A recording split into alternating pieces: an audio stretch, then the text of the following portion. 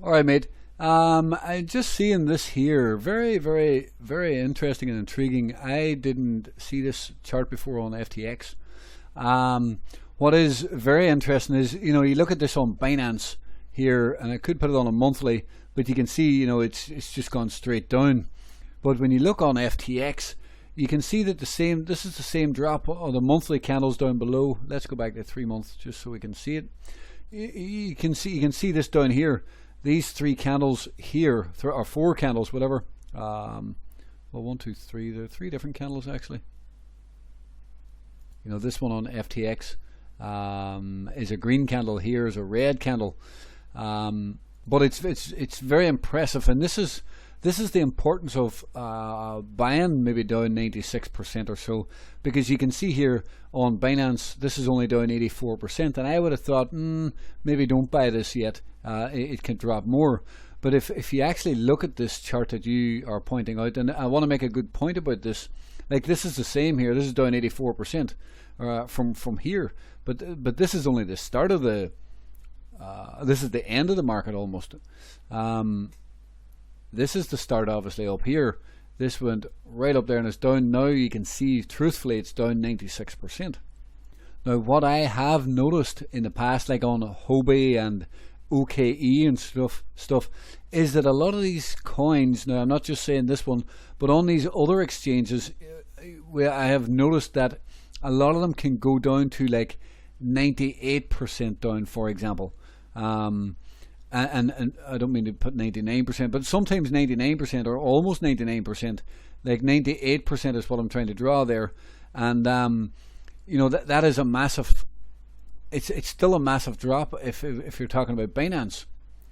It might not look it there, but you can see it would bring it down to 90% right there, if this did come right down. But it really is getting very interesting for a buy.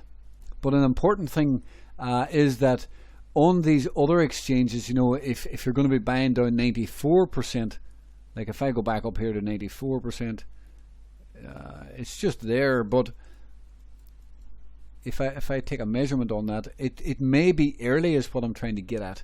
Like there's still a 50% down. What if this does in fact go down to 98%?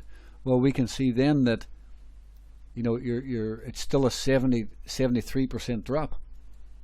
But what I'm saying is, it would not surprise me if ALCX goes down 90% on Binance.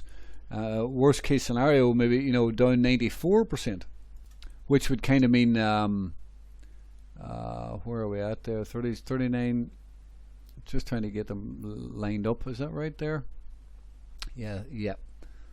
39.6 here is the low. So can this fall 98%? I wouldn't really rule it out at this point. What I'm saying is, there is no sign of this bottomed yet, right? I know I did talk about in the video that there might be a bullish stop hunt, but for example, if we do buy here on Binance, for example, is there still a 68% downside? It's possible. So what I'm saying is, if we do buy, I would be interested in buying, but it needs to be a small buy to start with. Now, another thing I want to point out is when there is a large breakdown like this, I'd like to see this on the daily chart actually, but when there's a big breakdown like this, it's very bad. It can take a long time to recover. It's a bit of a broken chart, right? This is not very good. Of course it can recover, but it can take time. Now, for example, I don't know if this is a great example, but you can see on XEM it got a big candle like this right down, but you can see it had 1, 2, 3, 4, 5, 6. Well, you could nearly count that as the bottom, but I mean 5 or 6 3-month candles to the downside after it had the large candle, and then it came down and it created a bit of a bottoming base, a bit of a bottoming process down here. As you can see, that it was a beautiful signal down here. Look at this little doji, 3 dojis in a row, and creating a base, and the little spike on that, and this doji right here, that was a test pump off the lows. It was absolutely flawless. So these are these are the main beautiful signals that we would love to be loading up on down here when we see maybe a rounding nature, to be buying here in this straight drop down without any, like that's like buying here. Okay, not that it's that bad. Like see here. Well, okay, we'll do this. That's potentially like buying here.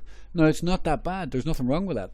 But you did say on a new month, like on a new month, if you bought the lows on a new month, you can see, or a new quarter, sorry, new quarter, you can see if you bought the lows on the next quarter, you can see that you were buying almost in the very lows.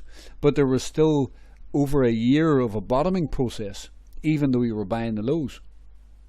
Now, yeah, rambling on here a bit about it, but I'm just trying to process this out and trying to explain the process of when this is dropping fast and sharp like this. The rounding nature to it can still drop the price a little bit.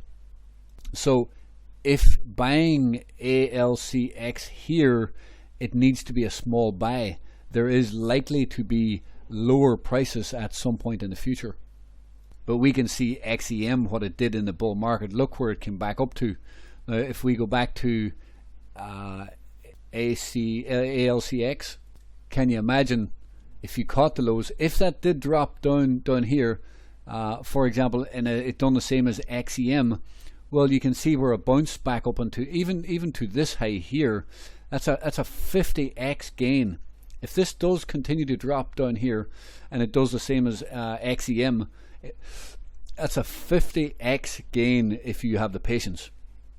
Of course, we don't need the 50x gain. I mean, we could take, you could come back up here to fill the large candle right here in the center point of the large candle, for example, which would be a retrace back up, and that's still a 30x gain if we can catch this down on the very lows. Now, what if we bought at current price? Okay. Well, then it's still a 12x gain. I'm not saying it's bad. I'm just trying to emphasize the benefits of being prepared to buy lower. Yeah. What is this? 7 minutes already? Bloody hell. Okay, I'll cut this off here.